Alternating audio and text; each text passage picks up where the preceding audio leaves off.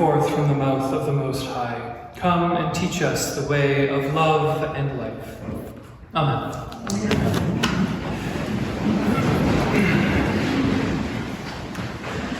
All right, let's talk about Job today. I know we're not supposed to have favorites when it comes to the Bible, but Job is probably among my 3 favorite books in the Old Testament, and among my favorite books in the entire Bible.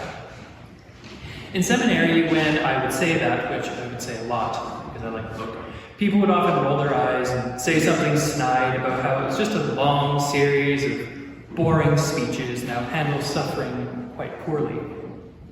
Plus, God comes across as very mean. He just lets Satan have his way with Job, and it's not very nice. That's not okay.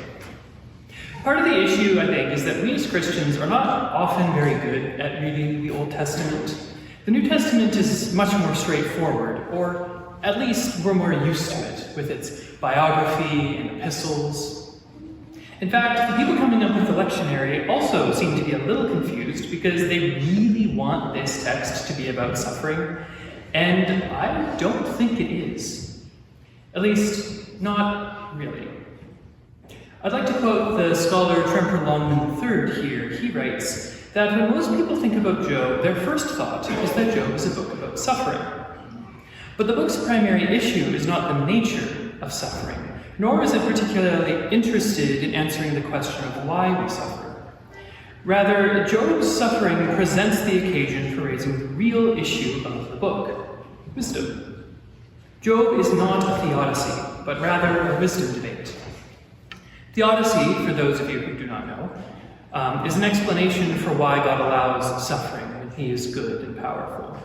I don't really like theodicy because I find them often too simplistic and unhelpful, and they usually raise more problems than they solve.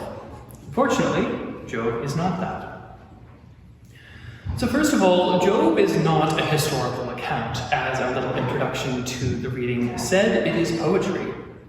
The events in Job are hyperbolic, symbolic, and metaphorical. Job didn't happen. And that's okay. There is no man named Job who lived in Uz. This would be like reading Revelation and assuming that Jesus is indeed a 7-eyed, 7-horned lamb. We need to understand that when we're reading Job, we're not supposed to read it like the stories of Abraham, Jacob, and Samuel and Kings, which are meant to be read as broadly historical events, meant to be taken mostly literally.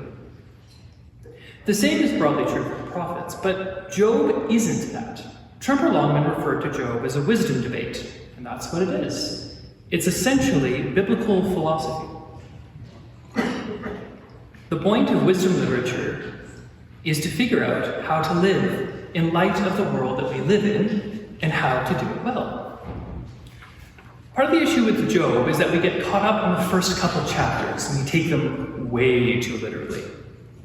So, question for you, how many of you have read Plato? Nice. So, it's okay. I am a nerd, so I've read a lot of it. But we know when we read Plato, it's a dialogue between Socrates and various people, usually quite uneducated people that Socrates can kind of set up and then punch down. Sometimes I've heard critiques of Plato saying that it's just so unrealistic to have these people show up and they're usually uninformed and Socrates comes off as sounding so smart. And that's because it's not supposed to be realistic. Plato is trying to make a point, but he's using a literary device to do so, the Socratic dialogue. He attempts to humanize the conversation and couch it in real life in a way, trying to make it a little bit more interesting than maybe just writing out what we should do. This is the same thing with Job. So let's take a look at Job as a character, as a person. I need to expand the first verse. Our lectionary kind of cut it off before the good stuff.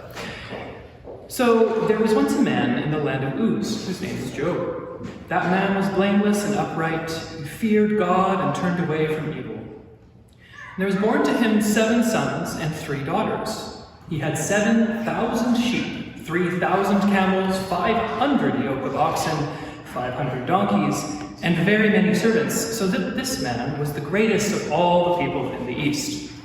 Does this sound realistic?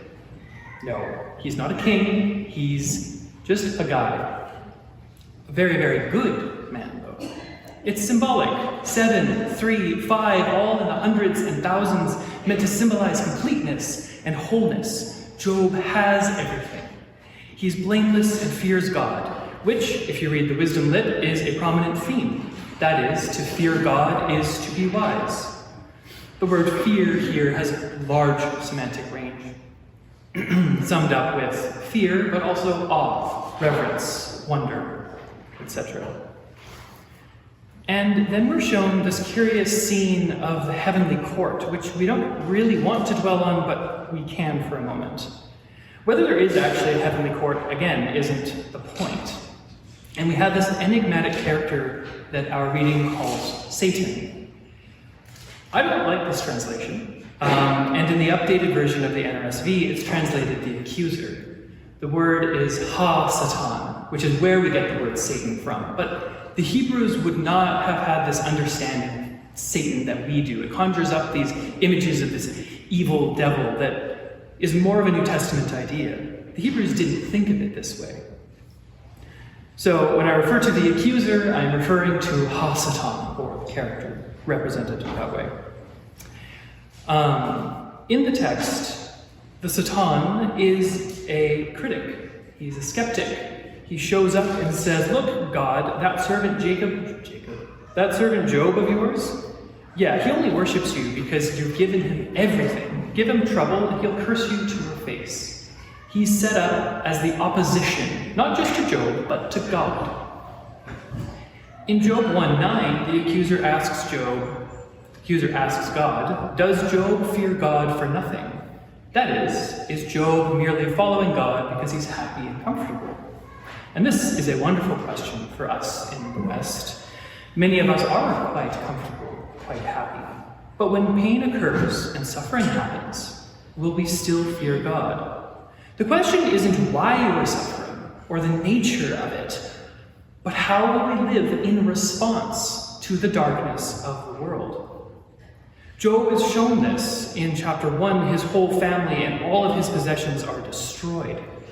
Hyperbole, to make a point. In our text today, the accuser says, look, you took his possessions.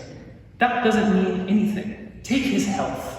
Make him hurt, and then you'll see. So Job is afflicted with awful sores. And the temptation is to curse God, to fall away because of the darkness in the world. And Job's wife represents the one who falls to temptation. She tells Job to give up his virtue, give up his integrity, and just roll over and die. But Job will not. He says this, shall we accept only good from God and not evil? It's a really hard text and teaching. But those of us who have dealt with great suffering know that life is not all rainbows and roses. We know the world is deeply imperfect.